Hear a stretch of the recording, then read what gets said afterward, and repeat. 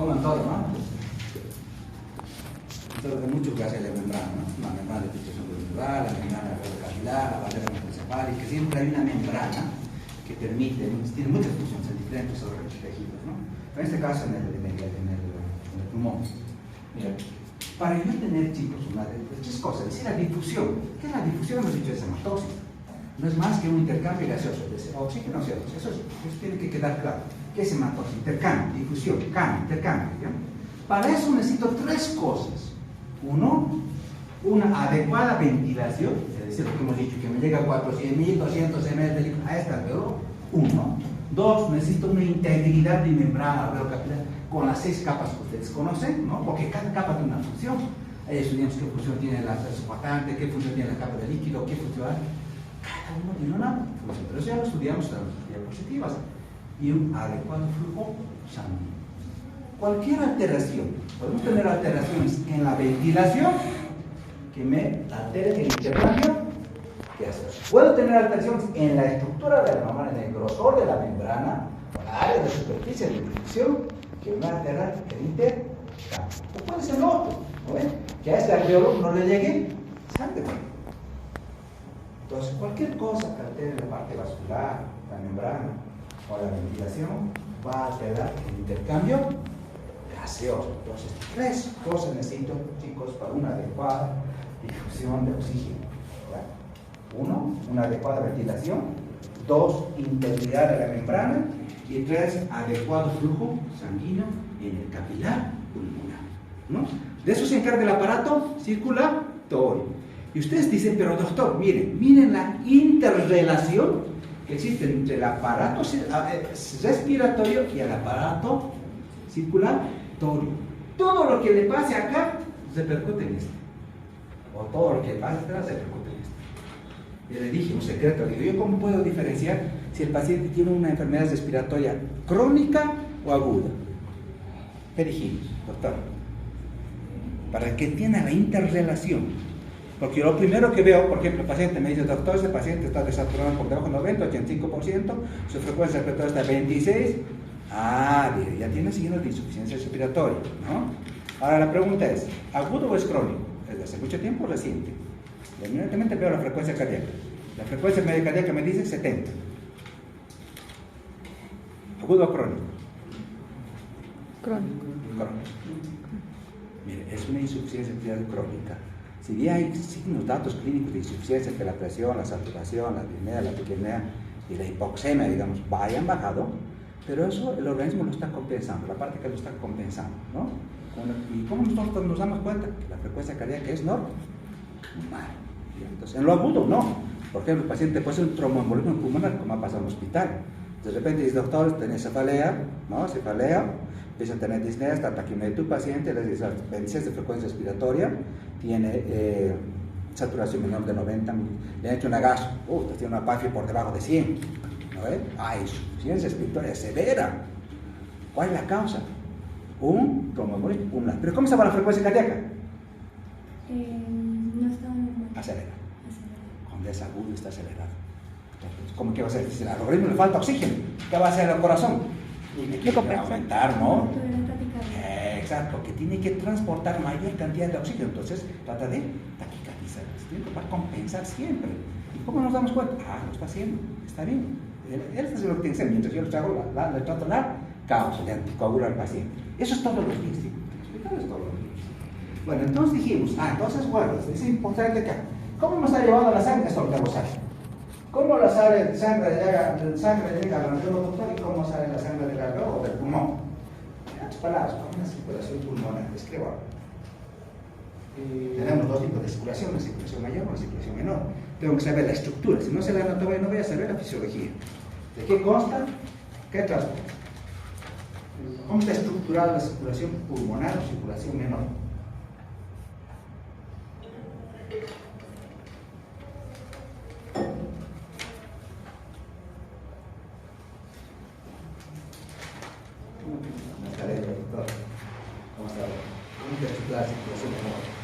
¿Qué tiene? ¿Dónde comienza, por ejemplo, la circulación menor? La arteria pulmonar. Exacto. Todo comienza en la arteria pulmonar. Esto lo tenemos que tener claro, chicos. Miren, del ventrículo derecho, comienza, ¿no? Del ventrículo derecho sale la arteria pulmonar. La arteria pulmonar se divide en dos. Una arteria pulmonar para el lado izquierdo y otro para el lado derecho. En dos ramas, en dos arterias, una arteria pulmonar derecha y una arteria pulmonar izquierda, ¿no? De esa manera vas a llegar toda la sangre hacia los capilares. ¿Pero qué transporta? Eso tiene que quedar claro. Sangre desoxigenada. Sangre desoxigenada. Eso es importante, chicos. Claro, una vez que se ha producido la hematosis de los capilares, empiezan a venir las venas pulmonares. ¿Cuántas venas pulmonares tengo? 4 venas, ¿no? 2 de cada. De cada pulmón 2. Y a la aurícula izquierda llegan 4 venas pulmonares. Pero transportando ¿qué? Sangre oxigenada. Eso, sangre oxigenada. Eso de memoria. De memoria. Doctor, la circulación pulmonar comienza en la arteria pulmonar. La arteria pulmonar se divide en dos ramas, la rama izquierda y la rama derecha. Para el pulmón derecho, para el pulmón izquierdo. Esta arteria transporta sangre desoxigenada, doctor. Perfecto. Y eso a nivel de los capilares se produce la hematosis. Después de la hematosis, la sangre está oxigenada, está variada, si ustedes quieren, ¿no? Y se torna hacia la circulación sistémica, hacia la aurícula izquierda, a través de 4 venas pulmonares. Pero transportando sangre oxigenada. Circulación. Ahora vamos a ver algunas características más de esta circulación que necesitamos para comprender la perfusión. Cómo están perfundidos los tejidos. En este caso, el alveolo. ¿Ya? ¿Cómo está? ¿Qué cantidad de sangre? ¿Cómo hace el organismo para llevar la sangre a esos alveolos? Es lo que vamos a comprender. Entonces, ojo, no se olvide. Oxigenada, sangre desoxigenada. ¿Qué características tiene la circulación pulmonar? ¿Cómo hace? ¿Cómo hace para perfundir sus capilares, para perfundir sus alveolos? Porque ahí está llegando una cantidad de volumen, vamos a ver qué cantidad de volumen, más o menos 506, 456, es la cantidad de sangre que está llegando cada momento, ¿no? Pero ¿cómo hace? ¿Cómo lo distribuye? Entonces ahí vamos a hablar de una arteria. La función, ¿qué arteria cumple mayor función? La arteria pulmonar. Miren, ¿por qué esta arteria pulmonar qué va a soportar? Alto flujo de sangre. O sea, la misma cantidad de sangre que está saliendo del corazón, 5 a 6 litros, pues el gasto cardíaco, es la misma cantidad de sangre que está llegando a los pulmones, a esta arteria. La misma cantidad. Con baja presión. Pero ahora, esta, ¿cómo hace? ¿No ve? Para tener baja presión. El volumen es alto flujo, pero baja presión. O sea, le está llegando la misma cantidad que cualquier otro tejido. 5 litros, 5 litros, 6 litros. Como ustedes quieren, ustedes saben cómo se gasta cardíaco, no vamos a entrar ahí. Pero está llegando. Pero, ¿cómo hace él para tener baja presión? Pues vamos a ver que la presión en el capilar es de 7 milímetros de mercurio. ¿Ya? La presión capilar pulmonar, vamos a ver después, tranquilos, es el otro gráfico. Pero gracias a su distensibilidad. ¿Ya? La arteria pulmonar tiene 2 cositas. Sabemos que el grosor es el tercio de la aorta. Tiene más grosor, no, porque la aorta es importante. Tiene las ramas cortitas, la longitud corta, pero importantes, sus diámetros son mayores.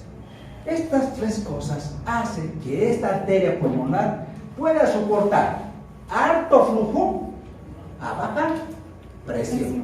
Entonces tiene una característica que se llama la distensibilidad. Es una característica fundamental. Ya después por 7 ml por medio. Bueno. Las venas pulmonares no tienen mucha importancia. Los nervios sabemos que hay nervios simpáticos, parasimpáticos. Los vasos bronquiales. Todos los chicos, todos los vasos, o sea, todas las estructuras respiratorias, los vasos, el tejido de sostén, todos están irrigados, tienen que estar irrigados porque alguien los tiene que nutrir. La circulación pulmonar cumple otra función, ¿no ven? Ahí vamos a hablar de las 2 circulaciones. Pero ahí tenemos las arterias bronquiales.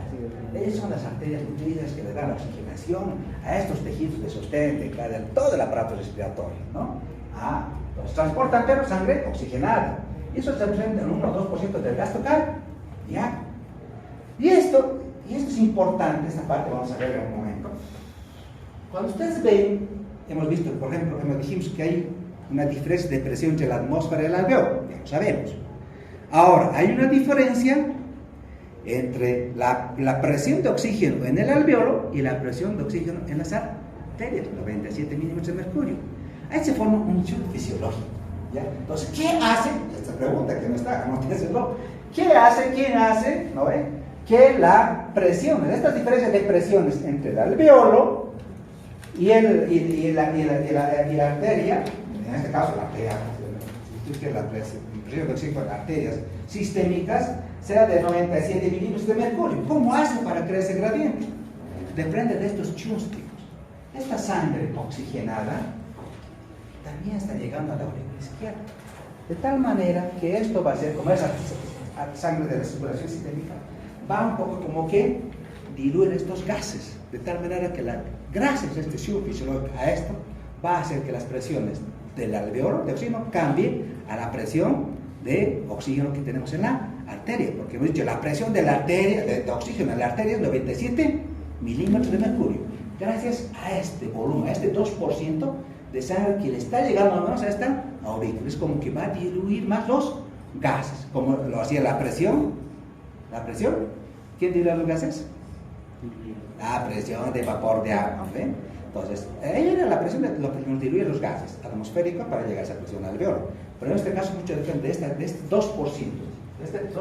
Vamos a hablar después del shock fisiológico, no se preocupe, vamos a ver más porque eso es lo más importante cuando hablemos de eso. Esto de Schumann, cuando era la mezcla de la sangre venosa con la sangre arterial, es lo que estaba averiguando, como nos dijo que averiguamos para exponer. Entonces, eso es lo que averiguamos. Exactamente. Gracias a este volumen de sangre que le está llegando, ojo, mire, le está llegando por las vértebras pulmonares a la aurícula izquierda, pero que también está este volumen de sangre le está llegando a la aurícula izquierda, pero sangre oxigenada, nosotros era sangre desoxigenada, ¿no? Pero bueno, ya se había perfundido, ya se había oxigenado los alveolos, porque las venas tienen sangre oxigenada, pero del capilar estaba saliendo con una presión de 104 milímetros de mercurio, pero todavía no está llegando a la arteria sistémica, a la circulación sistémica, porque ahí cuando tú tomas la gasometría, ahí es 97. Entonces se juntan con este volumen de sangre. Eso hace que crece esta diferencia de presión de 104 a 97. Vamos a entrar más adelante, tranquilo, pero tiene que ver un poco esto, quiero que entiendan qué importancia tiene este 1 o 2%, ya que le va a dar la indicación. Vamos a llegar a esa tensión, no se preocupe. Ahora, esto es importantísimo, ¿no? Entonces, dijimos en la parte circulatoria, en la circulación pulmonar, vamos a tener dos circulaciones. Vamos a tener una circulación de alto flujo a baja presión. Pero doctor, ¿cuánto es la presión? Entonces este flujo va a soportar presiones bajas, claro. Miren, 25 de sistólica y 10 de diastólica. Pero la otra circulación, que ojo, depende de la arteria bronquial principalmente, ¿qué nos da? Una circulación, claro, esta es una circulación sistémica, circulación mayor, ¿no? Bajo flujo, pero alta presión. ¿Cuánto de sistólica? 126 de sistólica y 80 de diastólica. Claro, eso es lo que necesita el aparato cardiovascular para perfundir, hacer llegar a todos. Hemos dicho, miren, la importancia de la presión arterial. Esa es la sistólica y diastólica. Sin presión nada funciona, chicos, ¿no? Yo necesito presión y volumen. El volumen hace que se cree una determinada presión para poder yo hacer que funcionen muchos órganos, ¿no? Es lo que ustedes hacen, por ejemplo, si yo quiero llevar una red de tuberías de un lugar a otro, ¿qué necesito? Presión. Sin presión, el agua no está suave, tiene que haber una presión. Y obviamente el volumen hace que haya una presión, ¿no? Que permita que esa ahí circule. Si no hay presión, no hay circulación, no hay flujo, ¿no? Pero ¿cómo hace el riñón para que orine? Ahí hemos hablado de la presión de ultrafiltración, ¿no? Se quiere presión y volumen. Si el riñón, por ejemplo, no tiene adecuada presión, no hay volumen, el riñón no orina, entre orina, ¿no? Ojo, muchas cosas que incluyen la presión. Pero bueno, entonces esto es importante. Entonces tengo dos circulaciones, repito, de bajo flujo, de baja presión, una circulación de alto flujo y de bajo flujo. Esta es la parte. Esta es lo más que todo cumple función con la hematosis, ¿no? Con intercambio gaseoso. Pero esta es la circulación, es más la circulación sistémica, depende de esa arteria, la arteria bronquial, la arteria nutricia, que me oxigena, que me perfunde, que me nutre, que da bronquial, tejidos de sostén. Eso es importante que identifiquen los dos tipos de circulación. ¿Ya? Ahora, una principal función del pulmón es obviamente la hematosis, es la principal función, ¿no? Pero también cumple otras funciones, ¿no? Del cerebro, como vamos a ver, ¿no? Hay unos cañones que están ahí de sangre. No se olviden que el organismo siempre redistribuye su flujo sanguíneo, ¿no? Y muchas veces llaman a estos 500 aceites que hay en el pulmón, también lo sacan, ¿no? Porque tienen que siempre proteger órganos nobles, corazón, riñón, tienen corazón, ¿no? Cerebro, corazón y riñón, siempre para proteger. Filtra émbolos, tiene actividad, por ejemplo. Hay muchos pacientes que toman angiotensina, o sea, enalapril. El enalapril tiene metabolismo pulmonar y ocasionaba tos. Un efecto colateral del enalapril era tos por su metabolismo. Por lo tanto, ahora en el mercado nada toma enalapril, todos tomamos Sartán, ¿no? Pero claro, tenía acciones metabólicas Esto, por ejemplo, les decía, esto me interesa. Se lo saqué ahí el gráfico para ustedes. Estamos realizando una presentación. Esto no lo tienen los otros chicos. Pero, ¿qué les llama la atención? Lo que también hablamos ahorita con su compañero. Ay,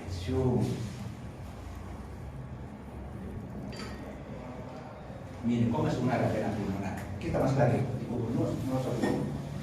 Y la idea de ese gráfico es eso. Porque el gráfico siempre te da más que 1000 palabras, ¿no? ¿Qué les llama la atención de ese gráfico? Ah, perfecto, ¿tiene una arteria pulmonar? Sí. ¿Que lleva sangre desoxigenada a la alveolo? Sí, ¿no ve? Y esta se va por la vena pulmonar, perfecto, ¿no ve? ¿Qué tengo? Dicho, depende de la circulación sistémica, la arteria bronquial. Ah, pero esa me nutre, me perfuma mis tejidos, hacen que los tejidos no íntegros, ¿no? Para cumplir la función respiratoria. Ah, eso viene, pero de la aorta, ¿ya? Y obviamente la sangre se torna a través de la vena. Pero viene hoy la comunicación. Eso quiero que vean, ¿ya? Hay una comunicación, miren, ¿entre quiénes?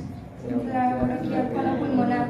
Ah, eso es responsable de la diferencia alveolo arterial de oxígeno, ¿ya? Él es responsable de que las diferencias entre la presión de oxígeno de tu alveolo de 104 y sean de 97 en tu arteria, pero del sistémica. Pues en la gasometría arterial tú vas a tener 97 milímetros de mercurio y en el alveolo tiene 104 milímetros de mercurio. ¿Quién es responsable? El chico. Hay otras venas así, los más, pero ojo, esto un poquito para que vean, porque ustedes van a leer, pero ¿de dónde sale esto? Siempre cuestionense, ¿no? ¿De dónde sale esta diferencia? ¿Cómo ha llegado esto? Ah, el chico. ¿Ya? Pues, esto les traje justamente desde esta otra presentación. ¿Y el gasto cardíaco del 2% que usted? Ahorita vamos a ir ahí, tranquilo, paso a paso. Lo que me interesa es que Paco Pañas avanzamos, ¿ya? Pero esto es necesario que comprendan, chicos, para ver la importancia del chip, ¿no? Ahora, ¿qué importancia tienen las presiones? Miren eso. Todo funciona con presión. La pregunta es acá, ¿cómo hace el organismo para que tenga una presión capilar pulmonar de 7 milímetros de mercurio? Siempre lo van a decir todo el tiempo. Decir, pero la presión, ¿cómo se llama también, doctor? Presión capilar pulmonar, presión en cuña o presión de enclavamiento pulmonar. Así se llama. ¿Y cuánto es? 7 milímetros de mercurio. Porque vamos a ver cuando hablemos de dinámica del capilar, por ejemplo, hay la presión osmótica, ¿no? Del capilar, hay la presión hidrostática del capilar, hay la presión hidrostática del problema del líquido intersticial. O sea, vamos a ver de presiones, ¿ya? Y necesitamos que comprendan esto. ¿Qué importancia? ¿Cómo se llega a esto?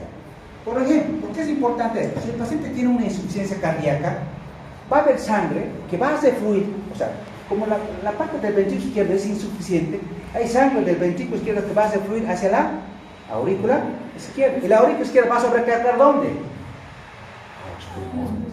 ¿Y qué es lo que va a incrementar? La presión del capilar pulmonar.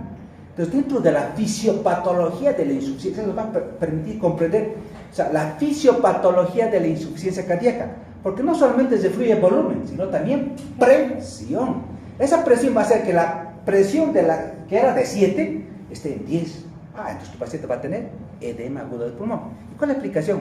Porque la presión de la arteria del capilar pulmonar es mayor a 7 milímetros de mercurio. Esa es la fisiopatología del edema agudo del pulmón en la insuficiencia cardíaca. Para eso necesitan saber presión.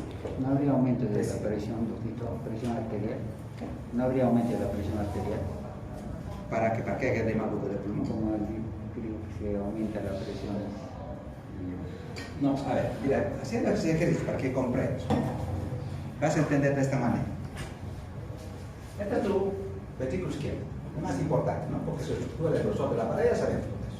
Entonces es lo mismo. Si este corazón es insuficiente, este ventrículo izquierdo, ¿dónde va a hacer fluir la sangre? En la aurícula Primero va a haber aumento de presión del ventrículo izquierdo. Va a haber aumento de presión del vena pulmonar. ¿Pero dónde va a repercutir? En el capilar, ¿no? Ahí la presión, mira, va a haber un retroceso de la presión, pero donde va a comprometer más en esa membrana biológica capilar, donde dijimos, como la presión del capilar es mayor, va a haber líquido hacia el intersticio, después hacia el alveolo, y tu paciente hace edema agudo del pulmón.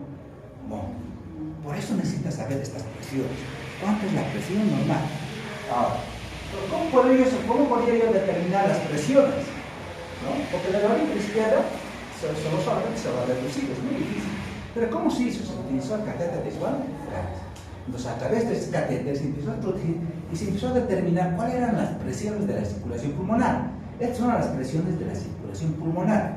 Así circula la sangre en la circulación pulmonar, con presión, chicos. Hay volumen, sí, pero tiene que haber también presión. Si se altera la presión, como en este caso fue por un problema en el corazón, se repercutió en la presión capilar y se repercutió en la perfusión también, porque aquí está el alveolo y el capilar. Entonces, alteró la hematosis, el paciente tiene insuficiencia respiratoria aguda por un edema agudo de pulmón, porque se ha alterado la hematosis, la difusión de gases se ha comprometido, porque claro, en ese intersticio hay aumento de intersticio por el edema que dijimos en la anterior clase, cuando hablamos de qué factores también influyen en la difusión de gases, uno de esos será el incremento de líquido en el intersticio. Pero bueno, ¿y cómo hicimos para detener presiones? Mire, ustedes dirán, pero doctor, la presión de la aurícula cuando soy acá, en la arteria sistémica, cuando yo tomo la presión arterial, resulta que la presión sistólica es 120. Perfecto. ¿Y en la aurícula derecha? De 2 a 8 milímetros de mercurio. Miren cómo la presión hizo que la sangre vaya fluyendo por todos los tejidos. Ese gradiente de presión, ¿no? Porque si la presión fuera acá mayor, no, pues difícil, ¿no? Claro, por ejemplo, ¿qué pasa si hay un trombo en las arterias suprahepáticas? O un trombo en la vena cava superior o la vena inferior. No, va a ser todo. Y todo va a ser porque tiene sus afluentes, ¿no? En este caso, claro, la diferenciación permite la perfusión tisular de toda la parte sistémica, de todos los tejidos, ¿no? Pero a ese nivel, en la aurícula derecha, chicos, está 2 a 8 milímetros de mercurio. Entonces yo voy a seguir introduciendo el catéter, poner acá. Entonces, el ventrículo derecho, ¿cuánto va a ser la presión? La presión sistólica, ojo, ¿la presión es más en sístole o en diástole? Eso quiero que entiendan. Siempre más en sístole. ¿Por qué? Porque lógico, necesito más presión para por ahí está la mayor cantidad de sangre. Pero en diástole no necesito mucha presión porque se va a llenar, ¿no? Entonces necesito inyectar, necesito fuerza, necesito presión, energía. Entonces la sistólica es de 25 y la diastólica es de 0 a 2, ¿no?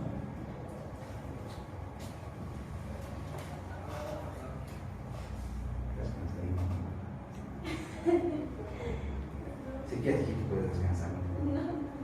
Si quieres descansar, aquí ese dicho está prohibido de cabecear, no sabes si tomarse Red Bull, no sé. No, porque chicos, les he dicho, aprovechen su oportunidad, no van a tener oportunidad. Si usted casa, chicos, yo siento, no me voy a molestar, porque yo no necesito despierto, necesito que aproveche este momento, ¿no? Siempre tenemos un problema, hoy está una fiesta, o anoche no descansamos, es mejor ser franco y decir, no, doctor, no quiero perjudicarlo, quiero retirar, gracias. Hasta le puedo dar 10 puntos. De manera que las presiones, todo presión, para que vean, presión sistólica siempre es mayor. La arteria pulmonar, ¿cuánto de presión tiene? 25 milímetros. Esto me permite seguir haciendo que la sangre vaya fluyendo por esta presión pulmonar. Pero una diastólica ya que va subiendo, ¿no? De 8 a 10 milímetros de mercurio. Pero la presión capilar, de esa manera se logró enclavar este catéter hasta los capilares. Por eso se llama presión de enclavamiento pulmonar, presión en cuña pulmonar. Y logramos determinar la presión capilar pulmonar de 7 milímetros de mercurio. Entonces es importante para ustedes saber de dónde sale la presión capilar, de dónde, cómo se obtuvo esta presión de 7, porque para que hablemos un poco de fisiopatología, cuando ustedes vean fisiopatología de la insuficiencia cardíaca, les va a ayudar a comprender cómo se determinó la presión capilar, comprender cuánto es la presión capilar pulmonar, cuándo se altera la presión capilar, qué cosas altera la presión. Y después, como no se pudo avanzar más desde el capilar hasta la vena pulmonar, es muy difícil hacer pasar este catéter con los vasos tan pequeñitos, ¿no? Entonces ya se tuvo, ¿no? Si la presión capilar pulmonar es de 7, entonces la presión de la aurícula va a ser de 5 a 7, ya se dedujo a partir de ahí, porque la presión siempre es un poco menor, porque si no, no tuviera la sangre. Y ahí nos dieron este gráfico, ¿no? Este está en Guyton, ¿no? Guyton dice, doctores, está la arteria pulmonar, capilar pulmonar, aurícula izquierda. En la arteria pulmonar tengo dos, la presión sistólica y diastólica. ¿Y la diastólica cuánto es? 8 milímetros de mercurio. ¿Y la sistólica? 25 milímetros de mercurio. ¿Y cuál es la presión arterial media de la arteria pulmonar? 15. ¿Y cómo se saca la presión arterial media? Con la fórmula. Con la fórmula, ¿no? Que nos han enseñado. La presión arterial media es igual a la presión sistólica más 2 de la diastólica dividido entre 3. Listo, ya sabemos. Eso lo tenemos que saber. Porque esa es la presión de perfusión. Esa presión media me permite deducir cuán perfundidos están los tejidos, cuán irrigados están estos tejidos. Entonces yo necesito sacar, doctor, saca la presión media, bueno, la presión arteria, la arteria de la arteria pulmonar, en este caso la presión media de la arteria. Aquí están las formas, ¿no? Esto no vamos a sacar, le doy entonces la casa de 15 minutos de mercurio, aquí están los. Miren que a nivel de los capilares, entonces dicen 7. Entonces ahora sé de dónde salen los 7, ¿no? Porque a veces nosotros vemos, digamos, en los textos, a ver, pero doctor, sí, se dice 7. Pero ¿cómo sale? ¿Cómo sale? La idea de esos gráficos, eso es para ustedes, chicos. No crean que yo también he visto muchas presentaciones, entonces cada uno siempre hay algo bueno que podemos rescatar. ¿Cuál es el objetivo? De que comprenda, ¿no? Que no solamente memorice, comprenda, porque eso les va a ser muy útil en su práctica. ¿Y a nivel de la auricular cuánto es? De 2. Hasta 5 milímetros de mercurio, ¿no? 5 milímetros, de 7 va bajando, de 5 a 7 ya, de 5 lo dejamos, acá por lo dejamos en 5. Entonces no está al mismo nivel de 7. Entonces está 5. Entonces yo tengo que saber cuánto es la presión media de la arteria pulmonar, 15, ¿ya? La presión del capilar pulmonar, que es importante, 7, y la presión de la aurícula izquierda, que es De 5 a 5. Perfecto. Si hace eso, es mucho. ¿Cómo hace el organismo para regular su presión? Mira, ahora, ¿cómo yo hago para regular la presión de la arteria pulmonar? ¿Cómo hace para regular la presión de la arteria pulmonar? Entonces ahí voy a hablar de la ley de Ohms, que ustedes también lo han visto, porque esto han visto en la parte cardiovascular, ¿no? Han dicho, la presión arterial es igual a gasto cardíaco por resistencia periférica. Todo lo que altere el gasto cardíaco va a bajar la presión, ¿ya? Todo lo que altere la resistencia periférica va a bajar la presión. Por ejemplo, el paciente que es cardiópata de larga data, una insuficiencia, una miocardiopatía dilatada de muchos años, ¿no? Ya en un estadio avanzado, ¿cómo está su eyección de ese ventrículo? La eyección normal del ventrículo izquierdo es mayor al 50%, ¿no? Eso es lo normal, tiene que estar mayor al 50%, normalmente entre 60 y 70%. De ese corazón, su fracción de eyección, o sea, la cantidad de sangre que va a eyectar en cada contracción, está 20%. ¿Qué les parece? Entonces, ¿cómo estará la presión? Disminuye. Exacto. Si ese corazón está latiendo despacio, boom, pero voy a late bien, ¿no? Boom, boom, boom, boom, y de repente, boom, boom. Bradicardia. Está en bradicardia. ¿Cómo está su fracción de eyección? ¿Cómo está la supresión? Baja. Para eso necesitamos esto, chicos. ¿Ya? Ahora, el doctor tiene un paciente con sepsis, con pancreatitis. ¿Qué es lo que está alterado? Se libera más óxido nítrico, se vasodilata. ¿Se está alterando quién? La resistencia. No el gasto cardíaco. También de alguna manera, pero lo que más altera es la resistencia. Por la vasodilatación sistémica, por el óxido nítrico. ¿Cómo está la presión? Baja. El paciente con shock séptico, con pancreatitis, se vasodilata, las presiones van bajando. A medida que el proceso inflamatorio va empeorando, la presión va bajando. Entonces, en un momento que nosotros necesitamos terapia intensiva, porque yo necesito utilizar medicamentos vasoactivos para subir la presión, mientras el proceso inflamatorio se vaya cediendo o mientras el cuadro infeccioso lo vaya controlando. Entonces, ¿dónde se ha afectado? La resistencia. El paciente entra en shock séptico. ¿Y el shock séptico por qué se caracteriza? Fiebre. Hipotencia. El shock séptico se caracteriza por hipotencia, refractaria a todo lo que ustedes le han hecho, a los reactivos, a líquidos. Pues está en shock séptico. ¿Qué es lo primero? Hipotencia. Vean la importancia de esta fórmula, la ley de Ohms, la presión arterial, ojo, depende del gasto cardíaco y la resistencia periférica. ¿Ya? Entonces, ¿qué importancia? ¿Qué es lo que se altera en la parte, digamos, en la parte respiratoria? El gasto cardíaco no se va a alterar. Ese va a ser 5, 6 litros, eso sí puede ver. Lo que se altera es la resistencia. ¿Y cuándo se altera la resistencia de la arteria pulmonar? ¿Cuándo se altera? Cuando hay alteraciones en las presiones parciales de oxígeno. Si la presión parcial de oxígeno baja, por ejemplo, por debajo de 70 milímetros de mercurio, ¿qué va a haber? Vasoconstricción. Vasoconstricción, no sabe que hay músculo dicho. Vasoconstricción en el músculo. Pero ¿quién es responsable de esta vasoconstricción? Ya no es el óxido nítrico, es la endotelina, la angiotensina. ¿No? Estas son los... ¿no? La 2, ¿cierto, doctora? ¿Qué? La angiotensina 2 es la que hace vasoconstricción. Pero ustedes han visto, y en Oxán, porque les pregunté también, dice, ¿cuál es de la sustancia más vasoconstrictora? La angiotensina. La angiotensina. ¿Ya? Por eso todos los medicamentos van a disminuir la producción de angiotensina y inhibir que se forme angiotensina 2 porque es vasoconstrictor, de tal manera que no sube la presión. Todos los medicamentos antihipertensivos, muchos de esos van a atacar a la angiotensina. ¿Ya? Pero en este caso es la endotelina. Ahora, ¿qué pasa si la presión de oxígeno es más de 104 milímetros de mercurio? Vasodilatación. ¿Quién es responsable? Oxígeno. El óxido nítrico. El óxido nítrico. El óxido nítrico. De la vasoconstricción. Ahora, ¿por qué es importante esto? Pues hay una vasoconstricción hipóxica, o sea, en presencia de hipoxia, baja presión de oxígeno, hipoxia, el pulmón puede ser una hipoxia segmental en un determinado lugar del pulmón o una hipoxia general de todo el pulmón. Vamos a ver en este caso. ¿Qué es lo que va a hacer esta hipoxia? Regula y redistribuye su flujo sanguíneo.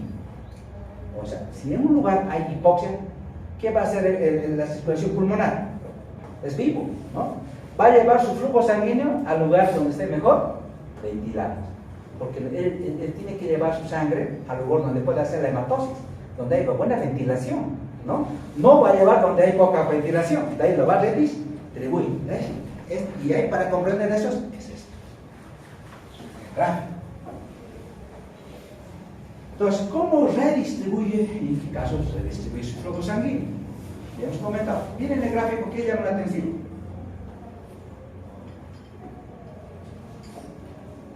Lo que tiene...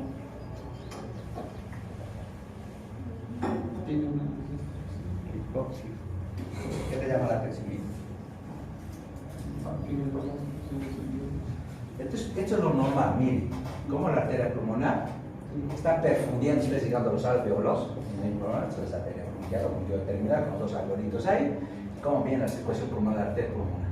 Como no hay ningún problema, ya, a ese nivel, ninguno de los dos alveolos, los perfunden de manera adecuada. Él va a llevar su sangre donde están mejor ventilados, porque lo que tiene que hacer la circulación pulmonar es que oxigenar su sangre. Ojo, tiene que oxigenar la sangre. Para esto está llevando sangre a los pulmones, no tiene sentido. No tiene sentido que lleve la sangre a esta circulación. Tiene que oxigenar. Miren, ¿cuán vivo es la circulación pulmonar?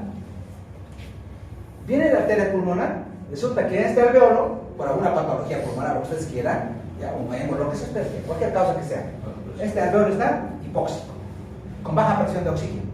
¿Qué va a hacer la circulación pulmonar? Vasoconstricción. Dice acá, no me sirve. ¿Para qué voy a llevar sangre a un alveolo donde no me puedo perfundir, no puedo hacer que mi oxígeno se ventile, se aire o capte más oxígeno? Vasoconstricción. ¿Dónde lo voy a llevar? Al otro. Entonces, redistribuye su flujo sanguíneo al lugar donde él sí puede hacer una adecuada hematosis. ¿Está bien? Perfecto. Doctor, qué pena una pregunta. Para que se vaya al otro alveolo para hacer la hematosis y está haciendo vasoconstricción, entonces ahí es donde entraría la endotelina que usted había hablado. Exactamente. Él está haciendo la endotelina. No quiero la endotelina vasoconstricción, ¿no? Va a llevar a otro lado. Y ahora es acá. Ahora vamos a ver, digamos, esto es también para que ustedes comprendan. Eso también ayer lo saqué de otro gráfico. Me dice, pues está bien, pero esto es para enseñar a los chicos. Esto nosotros tampoco les hemos dado, pero bueno, les voy a enseñar el día. Miren, ¿qué es importante? Estos términos necesito que ustedes sepan. Hipoxemia no es lo mismo que hipoxia, no es lo mismo de isquemia. Esos conceptos tienen que quedar bien claros, porque se confunden mucho. ¿Ya? ¿Qué es hipoxemia? Bajo oxigenación. la sangre, que es hipoxia. Bajo oxígeno para los tejidos. Isquemia, distribución sanguínea. Isquemia, ese tejido está isquémico, tiene la distribución de su flujo sanguíneo, pero todavía no está hipóxico. O sea, todavía no está hipóxico, porque es un hipoxia. Si no está hipóxia, porque está frío, pálido, cianótico, tiene un signo de hipoxia. ¿Qué significa hipoxia?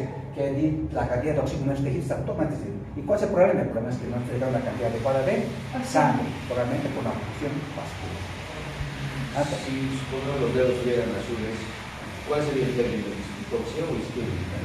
No, si los dedos están azules, primero cianosis. No, si está la parte de oxigenación.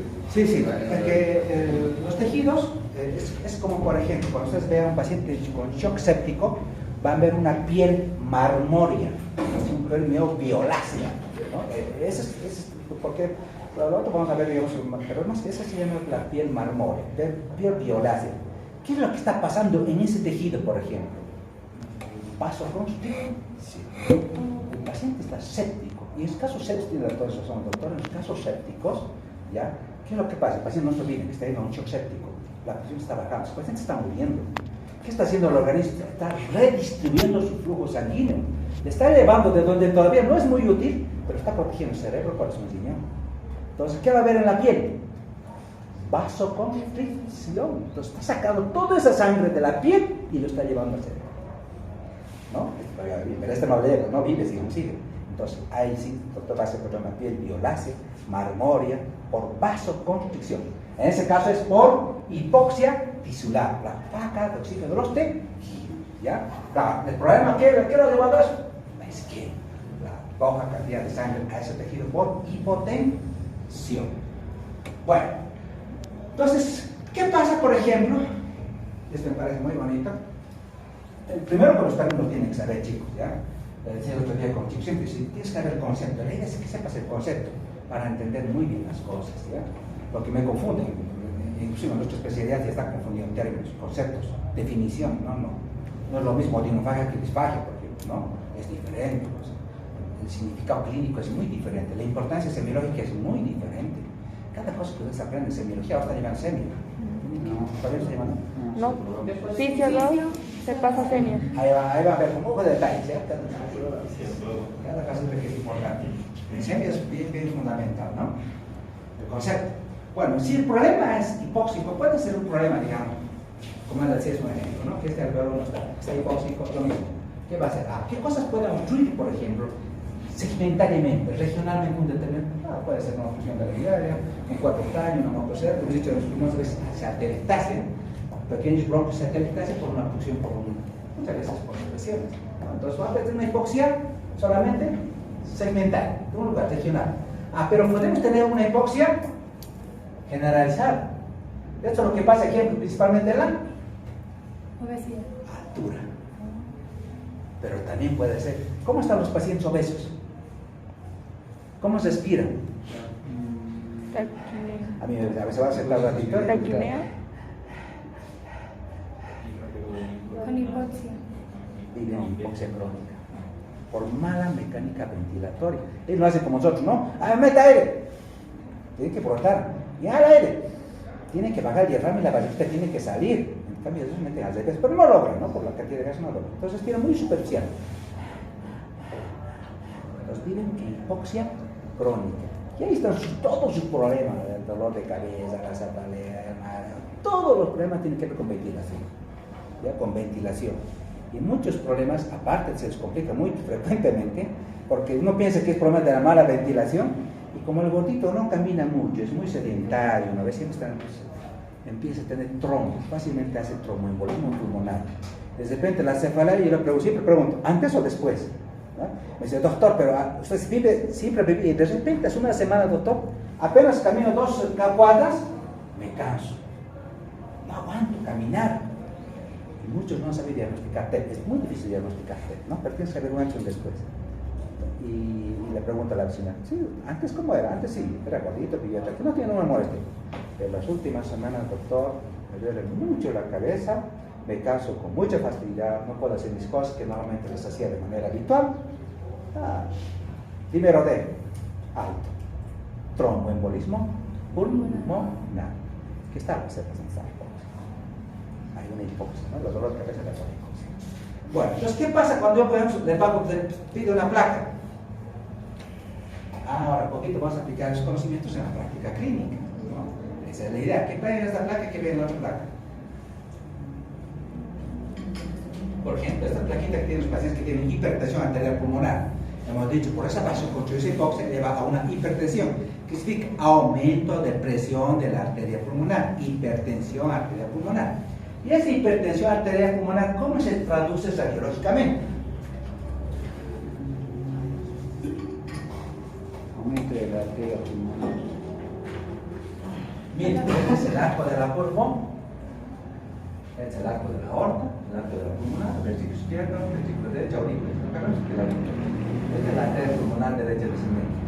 ¿Cómo ese compromiso pulmonar puede ser por una hipoxia crónica de la altura o por una patología pulmonar o una fibrosis pulmonar o una patología intersticial va a repercutir en la circulación pulmonar? ¿Y qué arterias? La arteria pulmonar. Miren, ¿cómo está este arco de la pulmonar? Muy promi. Entonces, estos son signos radiológicos de hipertensión arterial pulmonar. Miren, lo que estaba pasando, dijimos, en la patología, se traduce radiológicamente así. Lo normal es esto. Doctor, ¿y ahí no habría una cardiomegalia? Eso también, perfecto, buena observación. Aquí hay cardiomegalia, no hay. No. Pero hay cardiomegalia. Pero parece más a partir del ventículo derecho.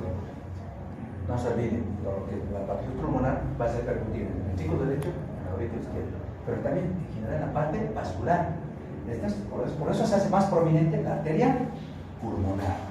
Entonces, empieza esta placa, dice, ¿no? Signos radiológicos de hipertensión arterial pulmonar. Ahora le voy a buscar la causa, porque solamente he visto la radiografía. Le tendré que buscar la causa, ¿no? ¿Será un problema vascular, un problema intersticial? ¿Será un problema solamente de la altura? Entonces yo le buscaré la causa. Hay que buscarla. Pero claro, por ahí ya tiene cardiomegalia, entonces debe ser una patología de larga edad. Secuela de una tuberculosis, tiene que haber algo, ¿no? Claro. Que justifique que haya cardiomegalia, ¿no? Pero parece más hacia el lado derecho. Entonces, ahí es cuando nos comprende, empezamos a tener insuficiencia cardíaca derecha, digamos, ¿no? Porque no es lo mismo insuficiencia cardíaca izquierda. En este caso, el lado derecho. El lado derecho se repercute en el hígado, en cambio, el lado izquierdo se repercute más en el pulmón. Por eso el paciente con insuficiencia cardíaca izquierda tiene insuficiencia o edema agudo del pulmón, porque va a repercutir en el pulmón. Volumen de sangre por los pulmones. ¿Cuál es la cantidad de sangre que va por los pulmones? Bueno, ¿qué podemos sacar de este cuadrito? Es decir, miren, la cantidad del volumen de sangre de los pulmones es de 450 años. Sí, debo saber. Y eso representa el 9% del gasto cardíaco. Perfecto, debo saber. En relación, por ejemplo, a la circulación sistémica, si por la circulación sistémica, ojo, un adulto, su gasto cardíaco de 5 a 6 litros, la cantidad de sangre está calculada en litros, ¿no? Es poco. Pero también puede ser agresivo, ¿no? Entonces, esta circulación, aquí está la circulación de la sangre oxigenada. ¿Qué pasa? Les decía, una de las funciones que tiene también el aparato respiratorio, se va a la circulación pulmonar, es función, como es decir, dice, cuando yo necesito hacer un esfuerzo, por ejemplo, tocar una trompeta, yo voy a acercar un poquito a esta mi reserva circulatoria de 500, ¿no? O cuando el paciente tiene una hemorragia, lo que va a hacer, ¿qué? Igual, el organismo va a redistribuir, va a sacar esa sangrecita y lo va a llevar al cerebro, corazón y riñón. Entonces le sirve de reservorio, aunque no es lo primero que echa mano, ¿no? El paciente del cuerpo, lo primero que echa mano es la piel. Por eso van a ver piel, marmol, fibras, vasoconstricción hipóxica, ¿ya? No tanto al pulmón, también el pulmón necesita también volumen de sangre. Pero ¿qué patologías pueden hacer, por ejemplo, que este volumen de sangre se altere? Por ejemplo, que tengamos problemas de la válvula, una estenosis mitral o una insuficiencia mitral. ¿Qué va a hacer con la sangre? Primero, si es una estenosis mitral, la sangre de la aurícula va a pasar al ventículo izquierdo, ¿no ven? O si es insuficiente, va a haber sangre del ventículo izquierdo, va a pasar a la aurícula izquierda. ¿Qué va a sobrecargar? ¿Qué circulación? La circulación pulmonar. Va a aumentar la presión de la arteria pulmonar, la presión del capilar pulmonar, ¿no? Igual, edema agudo de pulmón. Estas patologías pueden hacer. En la estenosis aórtica también se puede dar puede afectar a la arteria pulmonar. Sí, de alguna manera, a ver, Depende si es una estenosis leve, moderada o severa, ¿no? Depende, porque hay una situación que no pasa nada también, ¿no? Primero va a repercutir en dónde, la aorta, el orden del ventrículo, ¿no? Si el ventrículo logra, a la aurícula izquierda, de la aurícula izquierda a la circulación pulmonar, ¿no? Porque está la aorta, ¿no? El problema es primero si puede, depende del grado de severidad de la estenosis, sí puede ser. En una moderada no repercute. De repercutir va a repercutir, pero no con la intensidad. No puede todavía compensar, siempre el corazón va a tratar de compensar, ¿no? No puede compensar, pero seguro que ya no va a tener una adecuada circulación pulmonar o cardíaca, va a haber la insuficiencia cardíaca de alguna manera. El paciente va a tener insuficiencia valvular, ¿no? Pues por ejemplo, es una estenosis mitral o una insuficiencia aórtica. Lo mismo vamos a tener secundariamente una mitral, una estenosis o una insuficiencia mitral secundaria a una estenosis aórtica.